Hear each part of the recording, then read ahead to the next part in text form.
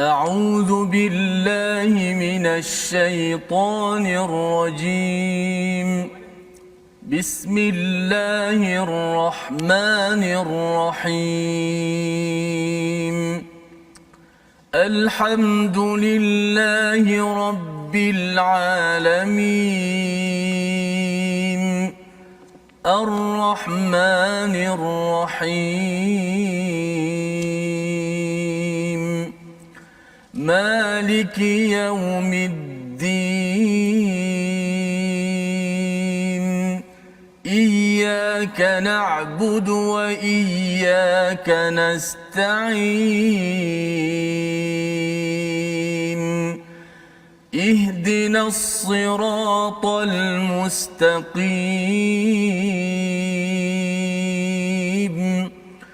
صراط الذين أنعمت عليهم غير المغضوب عليهم ولا الضالين.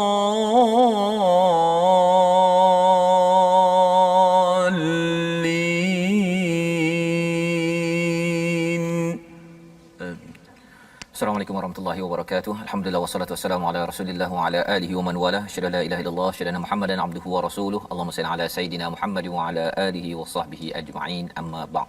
Apa khabar tuan-tuan dan puan yang dirahmati Allah sekalian? Kita bersyukur pada Allah Subhanahu Wa Taala pada hari ini kita meneruskan kepada juzuk yang ke-10, juz yang ke-10 daripada surah Al-Anfal, ya, juz yang ke-10 pada Al-Quran ini, untuk kita menyambung kepada perbincangan surah Al-Anfal, surah yang ke-8, surah yang berkait dengan surah At-Taubah, ya, caranya lebih kurang sama, tetapi surah Al-Anfal yang ada 75 ayat, kali ini kita ada baki, ya, 35 ayat lagi pada juz yang ke-10, dan hari ini kita bersama dengan Ustaz Tirmizi Ali. Apa khabar Ustaz? Baik, alhamdulillah. Alhamdulillah Ustaz, ya. Kita bertemu lagi hari ini, insya-Allah kita meneruskan juz ke-10 dah Ustaz, ya. Alhamdulillah. Maksudnya ini 1/3 dah kita lalu Ustaz, ya. Insya-Allah juz yang ke-10, lepas tu tinggal 20 lagi juzuk, lepas tu selesailah Ustaz, ya. Tak tahu macam mana pengakhiran, tapi kita baru 10 untuk kita bersyukur pada Allah Subhanahu Wa Taala, ya, untuk kita terus mendalami kepada cahaya daripada Al-Quran ini sendiri. Jadi pada hari ini kita akan melihat kepada halaman 182, ya, permulaan juz yang ke-10 ini menyambung kepada perbincangan Al-Anfal yang sebelum ini kita sudah pun maklum bahawa salah satu daripada tempat nama Anfal ini pada ayat pertama, tetapi jawapan kepada Anfal iaitu harta ghanimah ataupun Anfal yang diberikan, dia ada 5 istilah Ustaz, ya. Ada 5 istilah tentang Anfal ini, iaitu ataupun harta rampasan ini. Yang pertama ghanimah, yang kedua adalah al-fa'i, ya, fai'u, dan yang ketiga anfal, yang keempat as-salbu, dan yang kelima adalah as-saffu, ya. Al-ghanimah ini menurut syarak ialah harta rampasan yang diambil oleh kaum muslimin dari musuh, terdiri dari barang-barang kekayaan mereka. Ghanimah ni umumlah. Al-fai'u iaitu penyerahan, ya, negeri, segala-gala apa yang dipunyai oleh musuh apabila diserahkan. Kalau ghanimah itu dalam peperangan. Al-anfal, harta rampasan yang diberikan oleh imam kepada pejuang sebagai tambahan daripada harta yang telah dibahagi-bahagikan. Dapat ghanimah, anfal dapat lagi lebih, ya. As-salbu iaitu apa yang dirampas daripada badan musuh, ya, yang telah dibunuh. Maksudnya ketika musuh ada pedang ke, perisai ke apa ke, diambil daripada badan musuh, itu namanya as-salbu. Dan as-safu iaitu barang rampasan yang dipilih oleh ketua perang. Dia pilih dahulu apa yang dia nak sebelum dia bagi kepada orang ramai. Jadi ada 5 istilah, dan kita sudah bertemu pada ayat pertama Al-Anfal. Kali ini kita akan bertemu dengan ghanimah secara umum, apakah peraturannya. Jadi kita lihat sinopsis pada kali ini, iaitu pada ayat 41, tata cara pembahagian harta rampasan perang, iaitu ghanimah, ya. Berbeza dengan anfal tadi, ya. Anfal tu apabila kita dah beri Ustaz, ya, itu namanya anfal. Jadi spesifik istilah di dalam Al-Quran ataupun bahasa Arab ini. Yang keduanya ataupun ayat 42 hingga 44, jumlah orang beriman yang ramai dalam pandangan kaum musyrikin dan sedikitnya jumlah kaum musyrikin dalam pandangan orang beriman, ya. Jadi ini yang kita akan lihat apa hakikatnya. Walaupun orang beriman nampak ramai itu, tapi sebenarnya orang musyrik masih lihat lagi mereka ini boleh dikotak-katikkan, ya. Nanti kita akan tengok ayatnya. Ayat 45 kita akan berbincang bagaimana ketika berjuang, berperang, perlu kuat, dan cara kuat itu salah satunya dengan perbanyakkan zikir kepada Allah ketika bertempur. Ini adalah kandungan daripada halaman 182 yang kita ingin mulakan dahulu dengan 3 ayat 41, 42, 43 bersama Ustaz Tirmizi. Silakan Ustaz. Terima kasih Fadhil Ustaz Fazrul yang saya muliakan, dan juga sahabat-sahabat Al-Quran yang saya hormati sekalian. Kita masuk juzuk yang ke 10 ya, nak menghafal lidah 1/3 daripada Al-Quran, subhanallah. Dan ada perkataan ghanimah, ghanimtum ya. Mungkin satu perkataan yang selalu kita dengar, apa tu ghanimah. Satu benda yang orang kata apa, dia sudut maksud secara asalnya macam satu benda yang direbut-rebut lah sah. Tapi mungkin ada sesuatu insya-Allah untuk kita belajar pada hari ini pada perkataan ghanimah ataupun ghanimah. Baik, kita akan baca ayat 41 dan juga ayat 42 hingga ayat 43 sah. Ya. Masyaallah.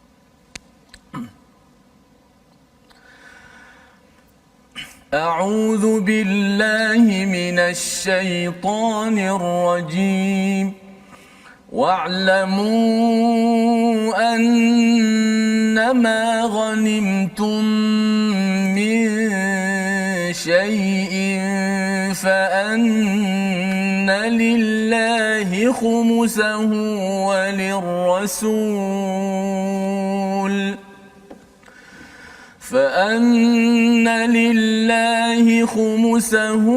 وللرسول ولذي القربى واليتامى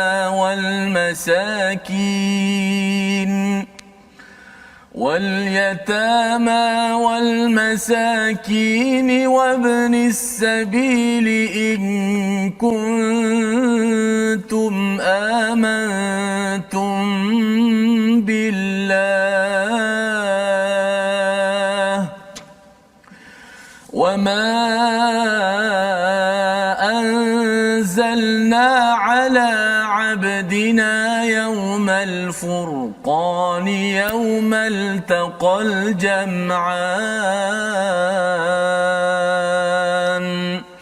والله على كل شيء قدير إذ أنتم بالعدوة الدنيا وهم بالعدوة القصوى والركب أسفل منكم ولو تواعدتم لاختلفتم في الميعاد ولكن ليقضي الله أمرا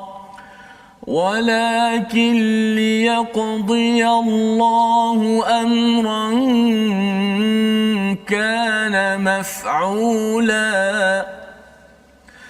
ليهلك من هلك عن بينة ويحيى من حي عن بينة وإن الله لسميع عليم صدق الله العظيم.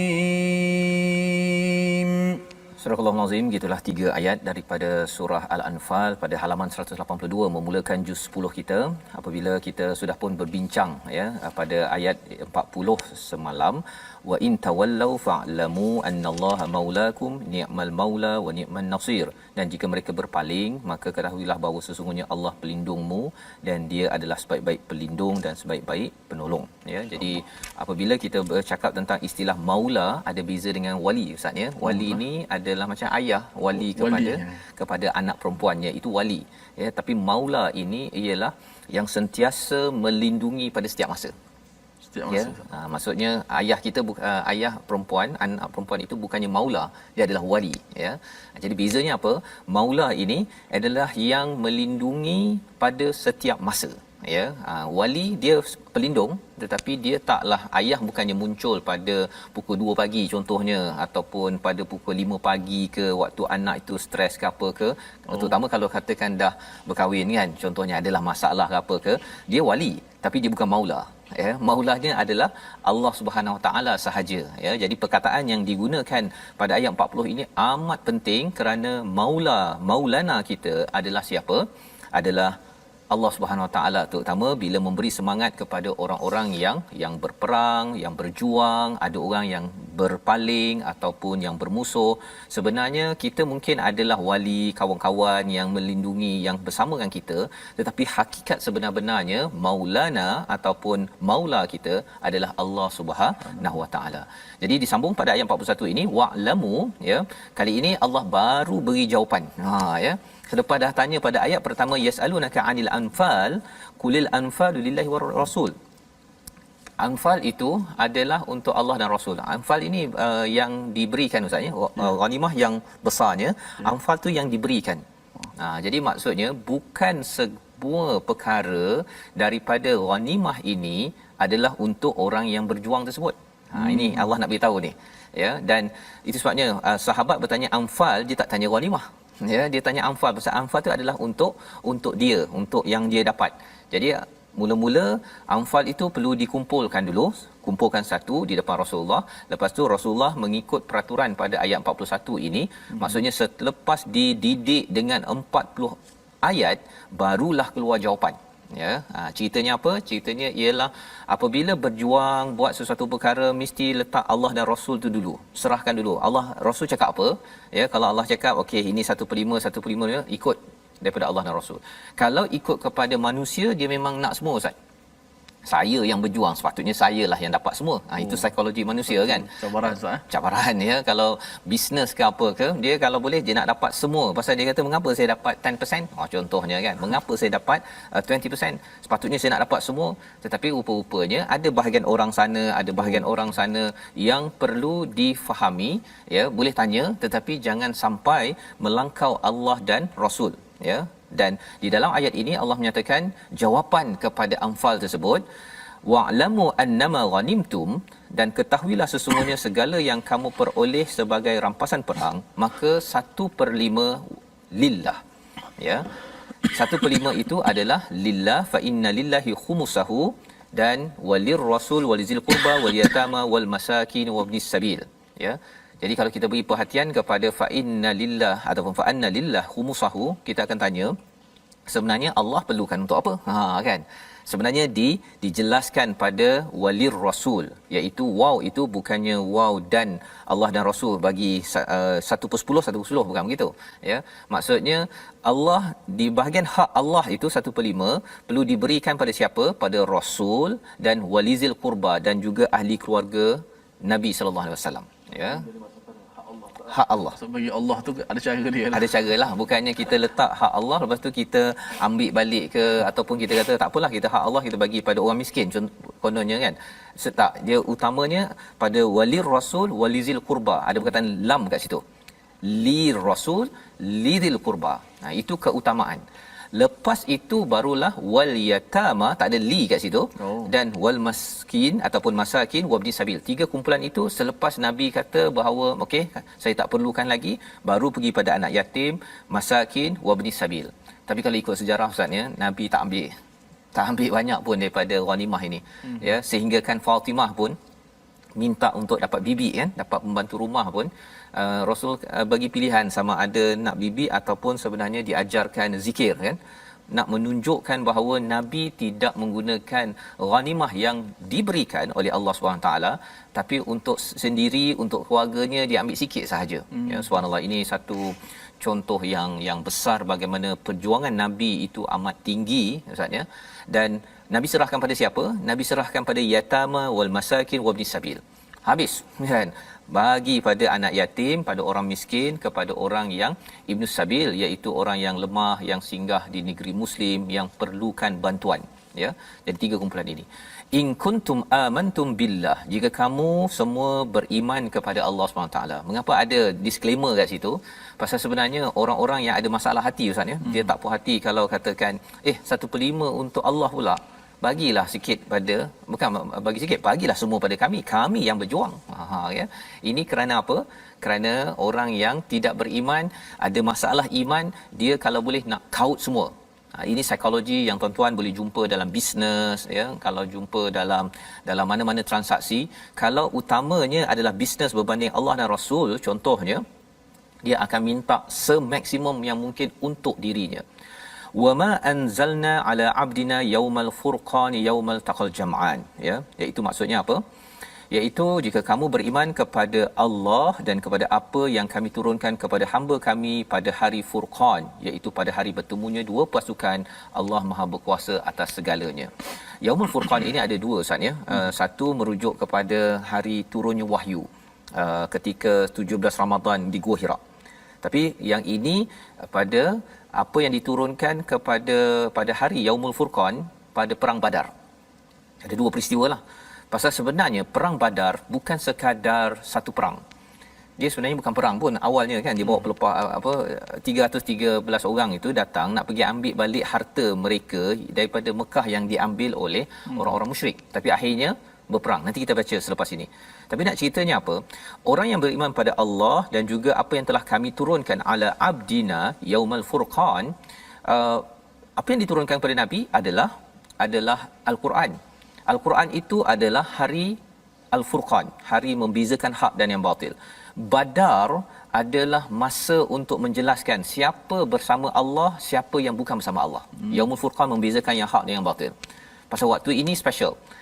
Siapa menang itu tandanya memang dia bersama Allah, bantu dia. Siapa yang kalah maka itu tandanya dia dilaknat ataupun tidak disukai oleh Allah Subhanahu Wa Taala. Itu sebabnya dua kumpulan itu yaumal taqal jam'an wallahu ala kulli syai'in qadir. Allah berkuasa atas tiap-tiap sesuatu. Jadi kalau Allah berkuasa atas tiap-tiap sesuatu, yang menang itu tanda Allah bersama dengannya. Hanya pada perang Badar saja.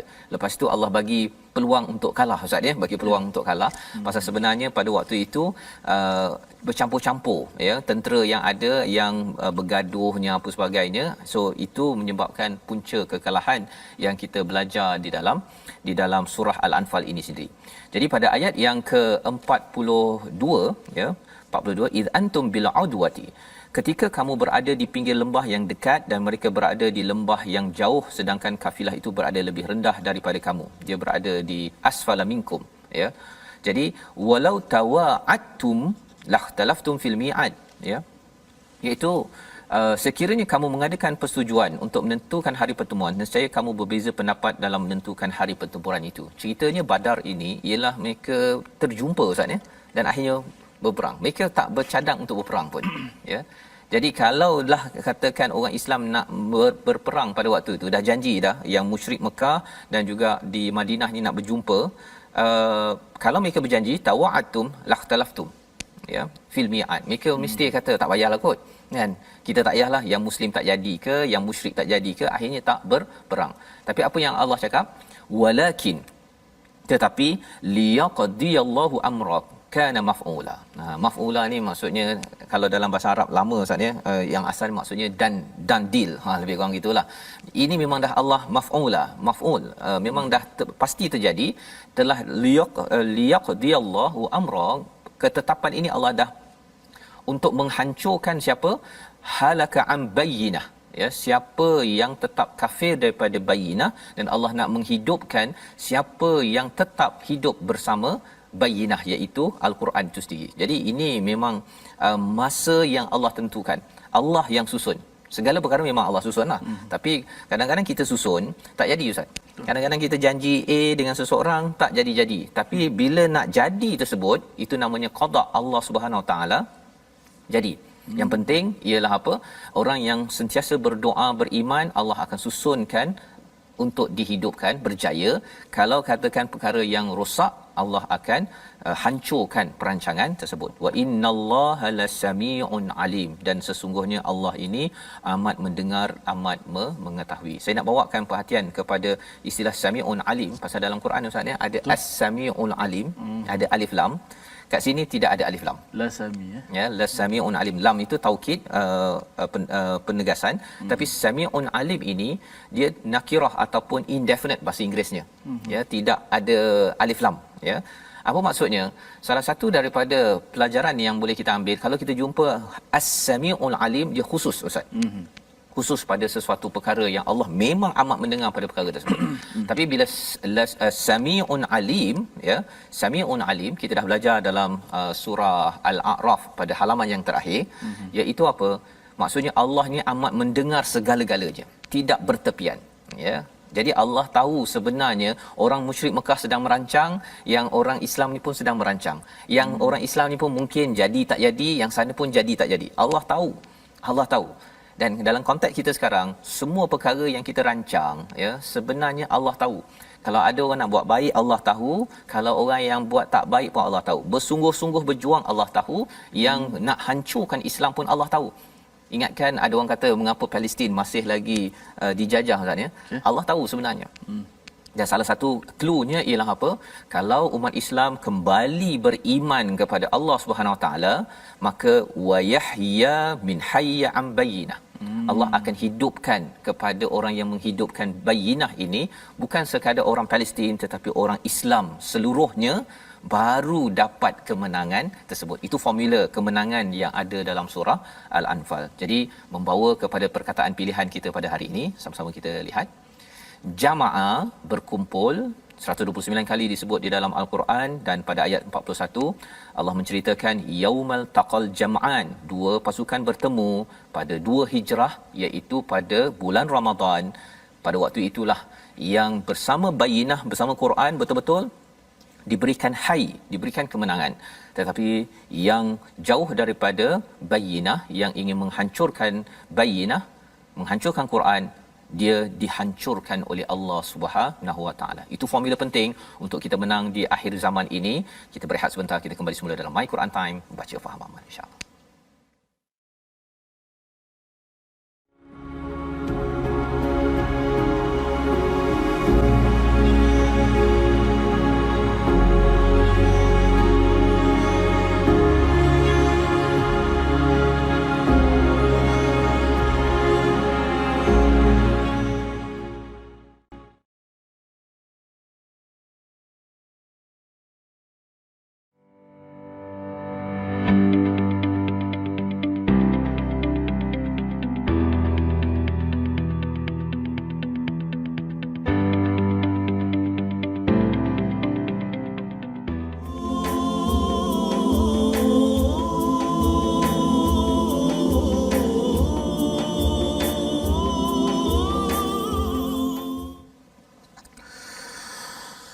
ربنا ولا تحملنا ما لا طاقة لنا به واعف عنا واغفر لنا وارحمنا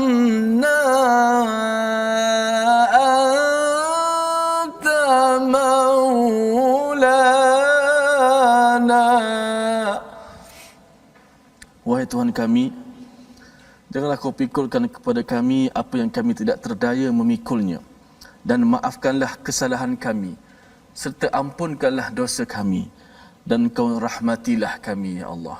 Anta maulana, engkaulah sebenarnya merupakan penolong, pelindung kepada kami. Anta maulana, yang selalu kita baca perkataan anta maulana. Bagaimana Ustaz Fah sebut tadi tentang wali, inilah maulana kita yang sebenar, yang menjadi pelindung kepada kita semua, insya-Allah. Alhamdulillah, satu doa yang saya petik daripada surah akhir, ayat terakhir surah Al-Baqarah. Alhamdulillah, kita teruskan masih kepada semua sahabat-sahabat Al-Quran kerana terus setia dalam My Quran Time. Moga-moga kita diampunkan dan dirahmati oleh Allah Subhanahu Wa Taala, dan Allah melindungi kita. Baik, seperti biasa, ulang kaji kita berkenaan dengan tajwid. InsyaAllah pada hari ini kita akan belajar hukum ikhfa, iaitu pada huruf ikhfa yang seterusnya, iaitu huruf fa. Huruf ikhfa yang seterusnya, yang keberapa? Yang ke-13. Yang ke-13, kita ada 15, dan hari ini huruf ke-13 huruf fa. Okey. Perkataannya adalah nun bertemu dengan fa pada satu kalimah, iaitu contoh yunfiquna. Selepas kita menyebut ya yang berbaris dhammah baris di depan yu, kita terus bersedia pergi kepada makhraj mana? Makhraj fa. Nun tu mana? Nun dah disembunyikan pada makhraj fa tu. Nun kekalkan pada gunnah saja di khayshum, di hidung. Fa dekat mana makhrajnya tuan-tuan?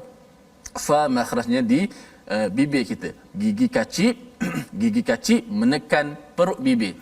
Batnus syafah. Perut bibir, disebut perut bibir dalam lah. Fa, bukan bibir yang sebelah luar tu kan. Fa, bukan gigi tu bukan kacip, bukan tekan bibir luar, tekan bibir yang belah dalam tu. Fa.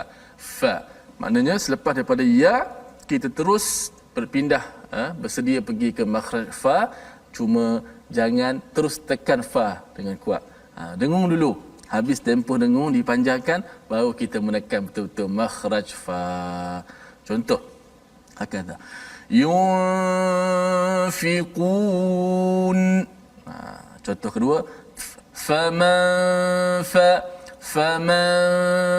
farad.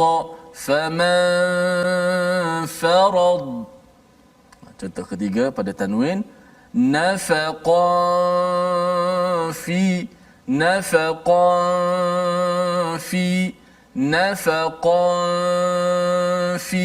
Itulah contoh ikhfa hakiki, nun bertemu dengan huruf ikhfa yang ke-13, itu huruf fa. Selamat kita mencuba dan beramal insya-Allah. Baik, terima kasih saya ucapkan pada Ustaz Tirmizi berkongsi pada hari ini ikhfa untuk bertemu dengan huruf fa, Ustaz ya. Fa, dan insya-Allah kita ada 2 hari lagi kemudian kita selesailah ya dengan ikhfa, dan kita akan maju lagi ke hadapan dengan huruf ataupun hukum tajwid yang seterusnya. Kita ingin teruskan bagaimana perjalanan kita dalam perang Badar ini. Ini diteruskan pada ayat 43, 44 dan 45, di mana sebelum kita pergi lebih jauh lagi pada ayat 43 ini, ayat 42 menerangkan pada lokasi bagaimana Nabi berperang ataupun berjuang. Kalau kita tengok pada Amazing Quran ini, ada kisah Nabi bersama Al-Habab bin Munzir, salah seorang sahabat pada perang Badar ini, yang disampaikan oleh Mustafa As-Sibai dalam As-Sirah Nabawiyah. Mereka berjalan Ustaz ya sampai ke sumber air, dan Al-Habab ini tanya kepada Nabi, wahai Rasulullah, adakah ini wahyu kena duduk dekat sini ataupun ada tempat lain yang kita boleh pergi maju ataupun mundur? Kata Nabi, ini tidak, ini adalah sekadar pendapat dan strategi perang. Maka Al-Habab mencadangkan agar Nabi bergerak sedikit ya, jauh sikit. Kerana apa? Nak menghalang daripada sumber mata air Badar daripada kaum kafir. Ya, pasal apa? Pasal bila mereka dah ramai datang 1000 orang, bila tak ada air, maka mereka pun akan jadi lemah ya. Jadi penakkulan ataupun cara membuat keputusan, mengambil kira keperluan fizikal, keperluan mental, strategi amat dititik beratkan. Dan lebih daripada itu, menurut Mustafa As-Sibai, ialah Nabi mengambil pendapat kepada ahli masyarakat ataupun sahabat, kerana itu akan memberikan semangat buy-in daripada sahabat. Pasal ini adalah perang pertama Ustaz ya. Bukan mudah nak berperang. Ini bukannya sekadar nak perang game pakai video game ke apa ke. Ini kena bawa pedang, ataupun kena bukan bawa pedang, pasal itu mereka tak ada pedang lagi, tapi kena berjuang nyawa mereka. Jadi Nabi bercakap, bercampur, bertanya pendapat sebelum memulakan perang tersebut. Jadi apakah cara Allah membantu tentera Badar? Kita lihat pada ayat 43. Kita mulakan bacaan bersama Ustaz Tirmizi. Baik, alhamdulillah kita teruskan ayat 43 hingga 45, lengkapkan muka surat yang pertama pada juzuk yang ke-10 ini. Begitu menarik penerangan demi penerangan tadi, berkaitan dengan perang. Bukan sekadar nampak perang itu nampak ganas saja, tapi ada ilmu di sebalik peperangan yang nampak sebenarnya nilai yang begitu hebat yang boleh kita terapkan dalam kehidupan kita. Masya-Allah, subhanallah. Auzubillahi minasyaitanir rajim. إذ يريكهم الله في منامك قليلا ولو أراكهم كثيرا لفشلتم ولتنازعتم في الأمر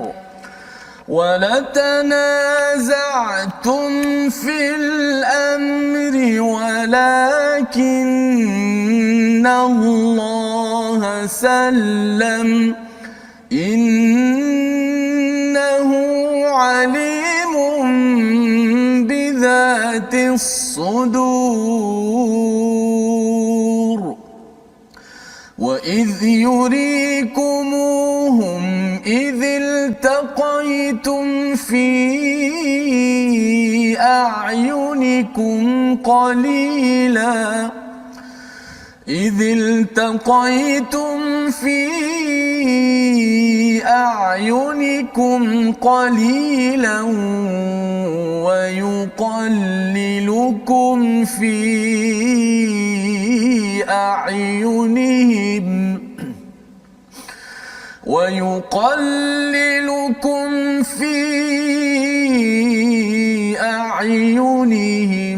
ليقضي الله أمرا كان مفعولا وإلى الله ترجع الأمور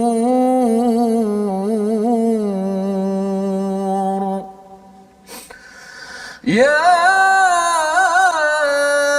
أيها الذين آمنوا إذا لقيتم فئة فاثبتوا واذكروا الله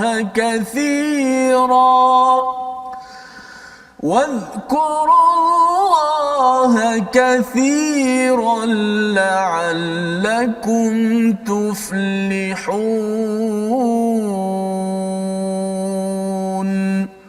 صدق الله العظيم. Surah Al-Azim ini adalah 3 ayat menyambung kepada bagaimana ya pada strategi yang dilakukan oleh Nabi sallallahu alaihi wasallam ya pada ayat 42 itu bersama sahabat. Pada ayat 43 apa yang berlaku ini bukan strategi daripada Nabi tetapi ini adalah God intervention ya itu bantuan daripada Allah Subhanahu Wa Taala. Apa bantuan Allah? Ingatlah ketika Allah memperlihatkan mereka di dalam mimpimu. Mimpi siapa? Mimpi Nabi sallallahu alaihi wasallam berjumlah sedikit. Nabi nampak bahawa tentera musyrik itu sedikit, qalilan ya. Ada yang berbincang saatnya qalilan itu jumlah, ada yang kata dari segi kekuatannya ramai orang tetapi dari segi bersatu orang-orang musyrik itu dinampakkan dalam mimpi Nabi ini sebagai tidak berkualiti. Bergaduhnya tak bersatu, tidak berdisiplin, itu pun dikira sebagai qalilan ya. Ada 2 maksud di situ. Walau arakahum, jikalah kami menampakkannya ya kathira, banyak, sama ada banyak kuantiti ataupun banyak dari segi kualiti ya. Dalam tentera biasanya dikaitkan dengan kualiti ya, kalau boleh kuantiti dan kualiti, jumlah kena banyak dan kalau boleh disiplinnya amat kuat. Lafashiltum, pasti kamu akan rasa lemah, akan rasa takut. Walatanaza'tum fil amr, dan pasti kamu akan berselisih pada urusan itu. Maksudnya nanti orang Islam akan bergaduh ke ataupun rasa tak payahlah kita kan, ataupun Nabi pun rasa tak apalah kita tengoklah keadaan macam mana, dia akan rasa tidak bersemangat pada perkara itu. Siapa yang bantu perkara ini? Allah Subhanahu Wa Taala. Allah datangkan dalam bentuk mimpi, dan ini penting dalam kehidupan kita bahawa God intervention amat penting untuk memberi semangat kepada kita dalam berjuang.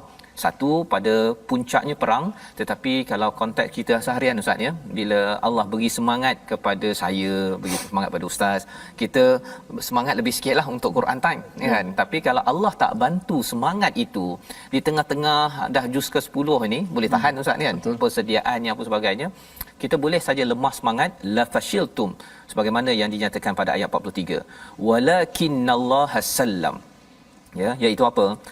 Tetapi Allah lah yang mensejahterakan, yang menyelamatkan umat Islam agar tidak terpecah ya, bergabung cantik pada 313 orang tersebut pada Ramadan. Ini waktu bulan Ramadan tuan-tuan, kita dah tak lama lagi akan menghadapi Ramadan Ustaz ya. Insyaallah bulan Ramadan bukannya bulan banyak tidur dan makin lembab kan, tetapi ia adalah bulan perjuangan. Kalau kita melihat kepada surah Al-Anfal ini, innahu alimun bidzatis sudur, Allah amat mengetahui apa yang ada pada hati, kerana hati kita ada 4 lapis. Yang pertama itu sadar, sudur, yang kedua qalb, yang ketiga adalah fuad, dan yang keempat adalah luba. Jadi sudur, sadar ini tempat was-was akan ditiupkan oleh syaitan. Sehingga kan di situlah kita rasa takutnya, kita rasa macam tak yakin. Semua perkara itu ada pada setiap orang. Tetapi Allah tahu dan Allah mencampakkan salam, Allah mensejahterakan di kalangan orang Islam. Baik, itu bagaimana Allah bantu Nabi dan juga Allah bantu pada umat Islam. Wa idh yurikumuhum, dan ketika Allah memperlihatkan mereka kepadamu, ketika kamu berjumpa dengan mereka berjumlah sedikit menurut penglihatan matamu, dan kamu diperlihatkan olehnya berjumlah sedikit menurut penglihatan mereka. Ini dah masuk kepada medan perang, Ustaz ya.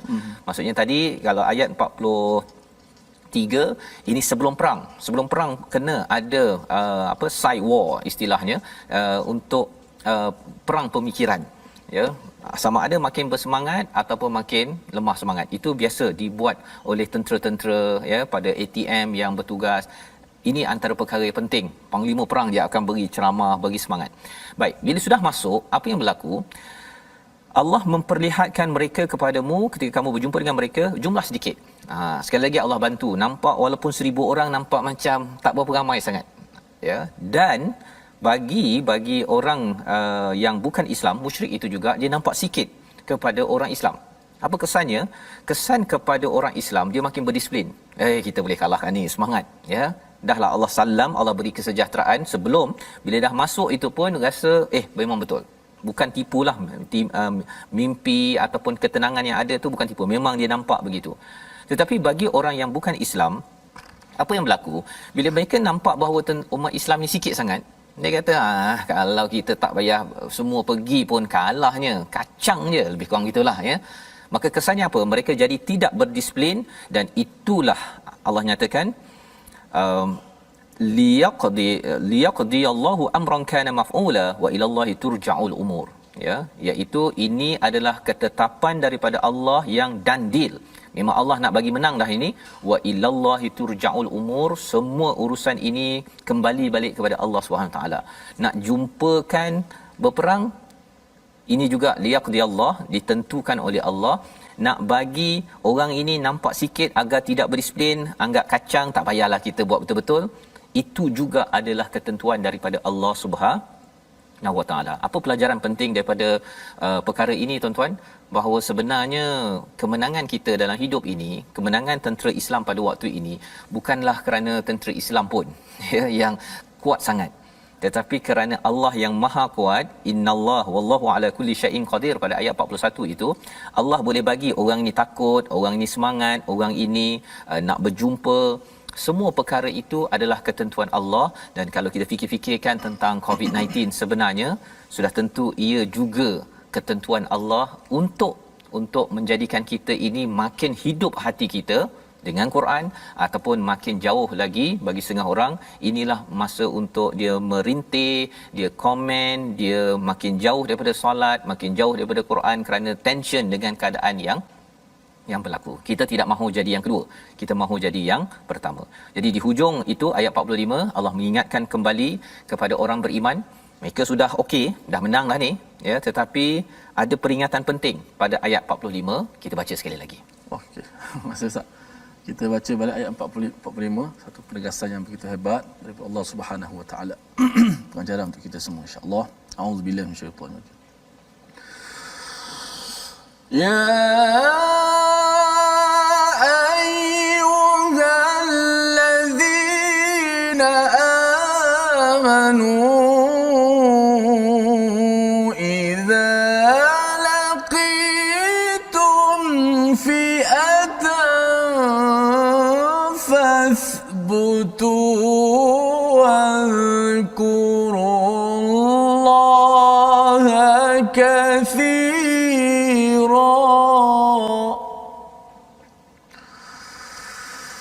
واذكروا الله كثيرا لعلكم تفلحون.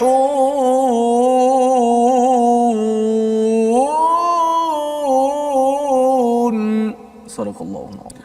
Wahai orang-orang yang beriman, apabila kamu bertemu pasukan musuh, maka berteguh hatilah dan sebutlah nama Allah banyak-banyak, berzikir dan berdoa agar kamu beruntung. Jadi di sini Allah mengingatkan pada orang beriman dua perkara.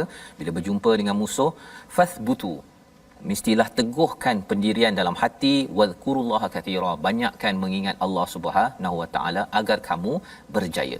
Ini bukan keadaan berjaya kan? Sebenarnya ini adalah satu peringatan kepada moving forward. Ya, nak bergerak ke depan, pasal di depannya ada apa?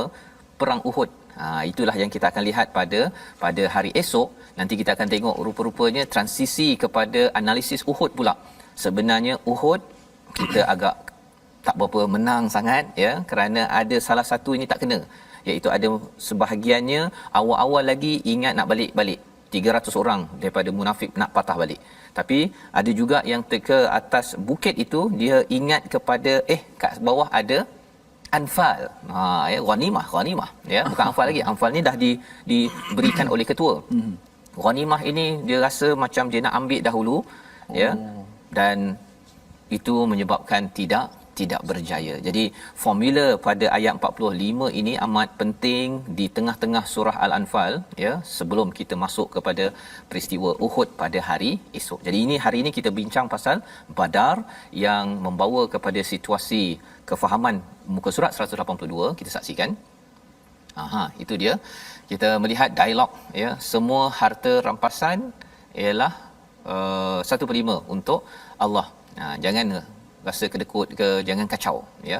Dan lebih daripada itu, sebelah kanan itu campsite itu, macam mana nak susun strategi itu dibuat oleh orang musyrik, ya. Dan dalam masa yang sama Rasulullah dah kasih alamat musuh kalah, ada tak ramai. Okey, jadi ini di antara musuh dan juga orang Islam ada cara melihat yang berbeza sebagai salah satu daripada bantuan daripada Allah Subhanahu taala. Sama macam kita zaman ini, kadang-kadang orang tak nak beli produk kita pun Allah nak bagi beli itu boleh saja anytime, ya. Tapi kalau kita usaha macam-macam pun, kalau kita tidak minta Allah, mungkin ia tidak berkesan. Membawa kepada resolusi kita pada hari ini, selalu berdoa agar Allah membimbing kita untuk membuat perancangan terbaik dalam hidup. Ini yang kita belajar, bahawa sebenarnya Allah yang qada ataupun menentukan. Yang kedua, selalu sedar manusia mudah bertelagah untuk sesuatu perjuangan kecuali dibantu Allah. Badar sebenarnya mungkin tidak berlaku kecuali apabila Allah menentukan, maka ia berlaku. Yang ketiga, kuatkan semangat dengan perbanyakkan zikir kepada Allah. Itu perjuangan, itu bekalan untuk perjuangan di medan perang, perjuangan dalam hidup seharian. Kita berdoa agar Allah menjadikan kita di kalangan ahli zikr yang selalu mengingat Allah, kuat sehingga berjaya, insya-Allah. Baik, terima kasih Fadil Ustaz Fazrul. Saya teringat sebuah hadis bila sebut tentang ghanimah tadi kan, tentang satu benda yang nak berebut. Lepas ni ada cerita lagi hebat tentang perang seterusnya. Ada satu hadis sebut tentang daripada Ibnu Abbas, ightanim khamsan qabla khamsin. Dia guna perkataan ightanim daripada ghanimah tadi sebut, sesuatu yang direbut. Tapi dalam hadis ni Nabi sebut ightanim khamsan, kamu rebutlah, dengan maksud kamu kena rebut apa dia, 5 perkara sebelum datang 5 perkara. Seperti mana masa muda kita sebelum datang waktu tua, sihat sebelum sakit, kaya sebelum datang waktu miskin kita, lapang sebelum datang sibuk, dan hidup sebelum datang mati kita. Moga-moga kita menjadikan 24 jam yang Allah Taala beri kepada kita ni satu cabaran, ujian kepada kita ni, untuk kita sentiasa berwaspada. Kita rebutlah apa yang peluang yang terbaik yang Allah Subhanahu Wa Taala berikan kepada kita. Sama-sama kita berdoa. Bismillahirrahmanirrahim. Alhamdulillah wassalatu wassalamu ala Rasulillah. Rabbana wa la tuhammilna ma la taqata lana bih. Wa'fu 'anna waghfir lana warhamna anta maulana fansurna 'alal qaumil kafirin. Wahai Tuhan kami, janganlah kau pikulkan kepada kami apa sesuatu yang kami tidak mampu terdaya untuk kami memikulnya, ya Allah. Oleh itu ya Allah, maafkanlah kami ya Allah. Ya Allah, ampunkanlah dosa-dosa kami ini ya Allah. Ya Allah, kau rahmatilah kami ya Allah. Engkaulah yang pelindung kami ini ya Allah. Anta maulana fansurna 'alal qaumil kafirin. Dan tolonglah kami, bantulah kami, berikanlah kemenangan kami dalam perjuangan kami dan dalam menentang musuh-musuh kami ya Allah. Ya Allah, berikanlah waktu muda kami waktu muda yang barakah ya Allah, dan waktu tua yang sentiasa kami mengharapkan akan redha daripada-Mu ya Allah, dan waktu sihat dan sakit kami sentiasa ingat kepada-Mu ya Allah. Ampunkanlah dosa-dosa kami ini ya Allah. Amin ya rabbal alamin. Walhamdulillah. Amin ya rabbal alamin. Terima kasih diucapkan pada Ustaz Tirmizi ya. Kita bersyukur pada Allah Subhanahu taala dengan pelajaran yang kita dapat daripada halaman 182 ini agar kita jelas bahawa pertolongan Allah itu penting dalam perjuangan. Inilah yang kita ingin sebarkan dalam tabung gerakan Al-Quran sebagai satu platform tuan-tuan, kita bersama kita membawakan berjuang tentang nilai Al-Quran dan sudah pastinya kita membuat perkara ini kerana apa? Bukan kerana manusia tetapi kerana kita perlukan intervention bantuan daripada Allah Subhanahu Wa Taala. Jadi insya-Allah kita bertemu pada jam 5 pada jam 10 dan 6 pagi. Rancangan ini dibawakan oleh Mufas yang mendoakan tuan-tuan terus berjuang, pastikan nilai Islam dan Quran ini diangkat mengikut disiplin Nabi dalam halaman 182. My Quran Time, baca faham amal insya-Allah.